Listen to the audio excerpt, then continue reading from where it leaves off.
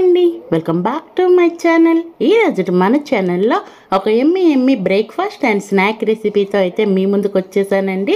కేవలం రేషన్ బియ్యంతో అయితే కనుక ఈవినింగ్ స్నాక్స్గా అయినా లేదంటే మార్నింగ్ బ్రేక్ఫాస్ట్గా అయినా చాలా టేస్టీగా ఉంటుంది. ఫుల్గా అయితే వీడియో చూసేయండి, ఎక్కడ స్కిప్ చేయకుండా.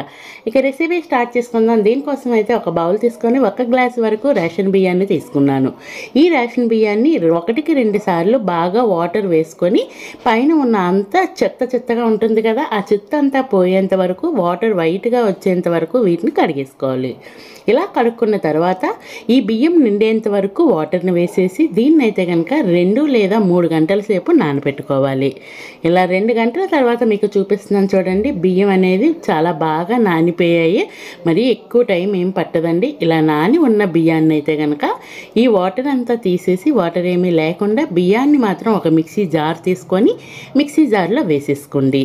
ఇలా మిక్సీ జార్లో వేసుకున్నాక అవసరం అనుకుంటే కనుక 1 లేదా 2 స్పూన్లు వాటర్ వేసుకొని నేను వీడియోలో చూపించిన విధంగా బ్యాటర్ అయితే స్మూత్గా మనకి మిక్సీ పెట్టేసుకోవాలి. చూపిస్తున్నారు కదండి, ఈ విధంగా చాలా స్మూత్గా ఉండాలి. ఇలా పట్టుకున్న బ్యాటర్ని అయితే కనుక ఒక బౌల్ తీసుకొని ఆ బౌల్లో వేసేసుకోండి.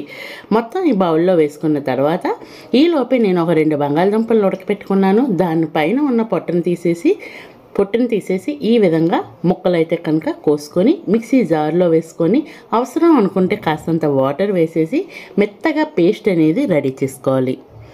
ఇలా చూస్తున్నారు కదా, ఈ విధంగా రెడీ చేసుకున్న పేస్ట్ని అయితే కనుక ముందుగా మనం బియ్యాన్ని మిక్సీ పట్టి పెట్టుకున్నాం కదండి, అదే బ్యాటర్లో దీన్ని కూడా వేసేయండి. మొత్తం వేసినాక ఇది బాగా కలిసేంత వరకు నేను వీడియోలో చూపించిన విధంగా బాగా కలుపుకోవాలి. ఇది ఎంత బాగా కలుపుకుంటే మనకి చిట్టి పునుగులు అనేవి అంత ఫ్లఫీగా వస్తాయండి. ఇందులో సోడా కానీ మైదా కానీ ఏమీ వాడం కాబట్టి ఇలా బాగా మీకు వీలైనంత సేపు అయితే కనుక బాగా బీట్ చేసుకోండి. ఇలా మొత్తం బీట్ చేసుకున్న తర్వాత మిగతా ఇంగ్రీడియంట్స్ అయితే వేసుకుందామండి. ఇందులో అయితే కనుక టేస్ట్కి తగ్గ సాల్ట్ వేసుకోవాలి. మీ టేస్ట్కి తగ్గ సాల్ట్ని అయితే ఇక్కడ వేసేయండి. అలాగే సన్నగా కోసుకున్న కొత్తిమీర తరుగుని, అలాగే సన్నగా తరుక్కున్న పచ్చిమిర్చిని, ఒక 1/2 స్పూన్ టు స్పూన్ అయితే కనుక జీలకర్రని వేసుకొని ఇవన్నింటిని బాగా నేను వీడియోలో చూపించిన విధంగా బాగా కలిపేసుకోండి.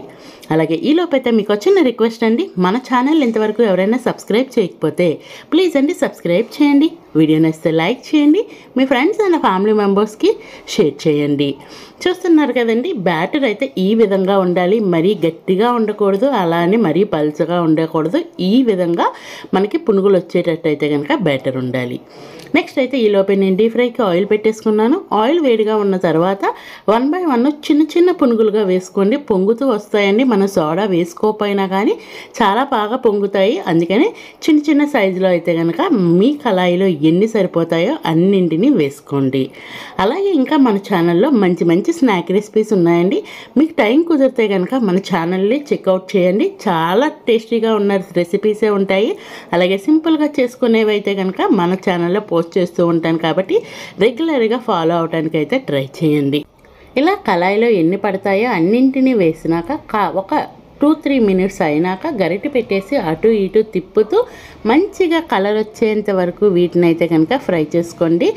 ఫైనల్గా ఈ కలర్ వచ్చినాక సర్వ్ చేసుకోండి. టేస్ట్ అయితే చాలా బాగుంటుందండి. నేనైతే ఇక్కడ టమాటో చట్నీతో అయితే పేరప్ చేశాను. పల్లీ చట్నీ అయినా టమాటో చట్నీ అయినా చాలా బాగుంటుంది. ఒకసారి ట్రై చేసినాక కామెంట్ చేయండి.